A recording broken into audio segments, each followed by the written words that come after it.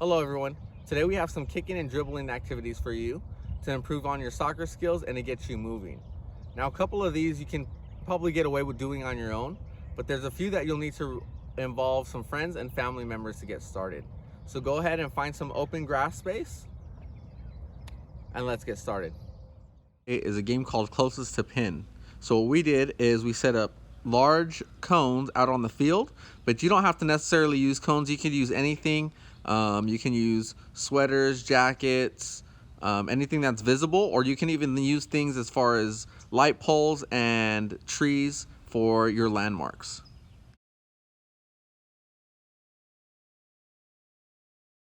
All right, let's get started. So the way this game is played is it's a mix of golf and soccer. So what Mr. Rich is going to do, he's going to punt the ball from the tee, which happens to be our frisbee, out to cone number 1, which is our first hole of the day.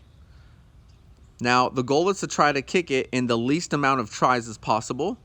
So like in a game of golf, you'll notice that the lower the score, the better. We're going to treat this game the same, but the only difference is we're using our feet instead of a club or a golf ball.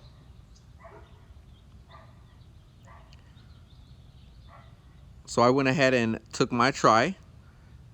Now we're on kick number 2.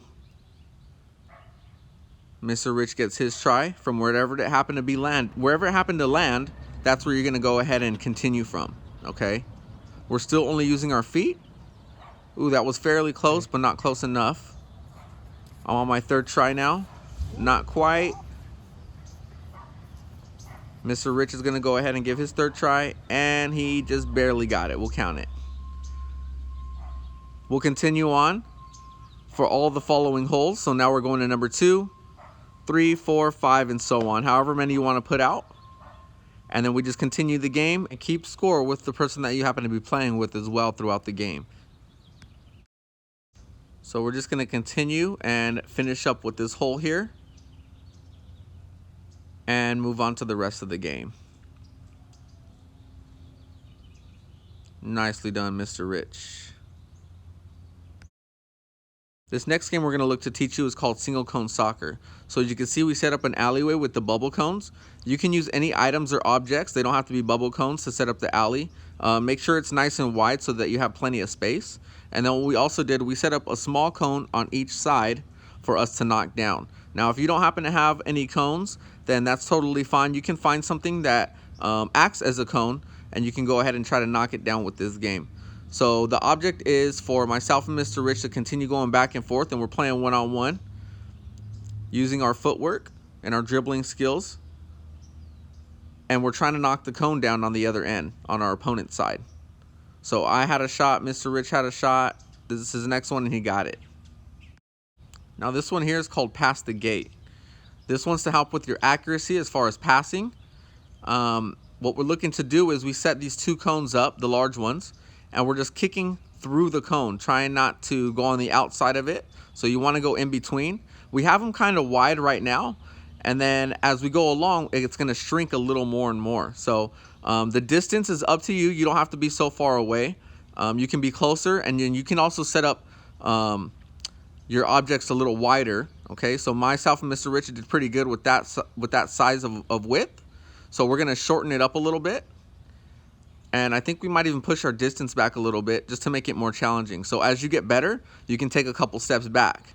And then as you still continue to increase your ability, you can also shrink the gate, and you're still looking to kick right through it. Back and forth. You also can make this a game as far as who scores more points. See who can get through the gate the most times and keep your score. This next one is called Beat the Ball. So we have a roller and we have a kicker. The person who kicks then runs side to side, touching each cone.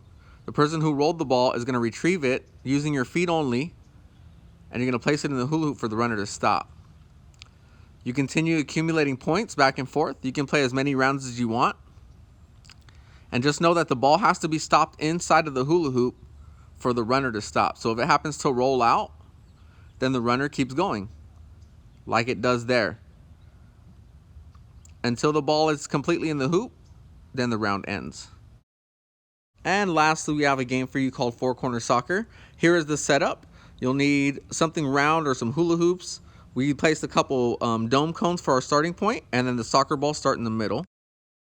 The way this game works is everyone starts in their corner, raises their hand, and then the game starts. So once everybody's hand up, that's the sign for you to go. You're going to go ahead and run out to the middle, grab a soccer ball with your feet only, place it into your hula hoop or your round object, whatever you're using, and you want to try to be as quick as possible. The goal is to try to get 2 soccer balls into your hoop for at least a second, and you are the winner of the game. Continue playing until the round is over, and then you can play more, as many more as you like. So as you can see, Mr. Rich, he's on his way to get that second one in his hoop, and he is the winner. Thank you all for joining us today. Hope you had fun. Let us know what activities improved your skills the most. Till next time.